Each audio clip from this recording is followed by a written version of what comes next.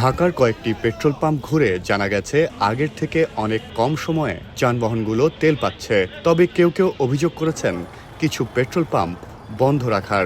আজকে 1 ঘন্টার ভিতরে পাইছি, মানে আজকে মেঘ বৃষ্টি ছিল, যে এই জন্যই মনে হয় আবহাওয়া খাওয়ার কারণে গাড়ি এখন কম। আমার মনে হয় যে আগের চেয়ে একটু ভালো হয়েছে। আর যদি সমস্ত পেট্রোল পাম্প যদি চলতো তাহলে মনে হয় এই সমস্যা আর থাকতো না, কিন্তু অনেক পেট্রোল পাম্প তো বন্ধ থাকে, এইটা হলো মেন সমস্যা। মানে আমি ঈদের পর আজকে প্রথম আসলাম, এত লম্বা লাইন এইটার জন্য আমি আসি নাই, আজকে প্রথম।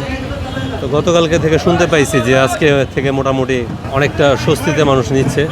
এসে দেখতে পাইতেছি যে হ্যাঁ, লোকজন কম আছে।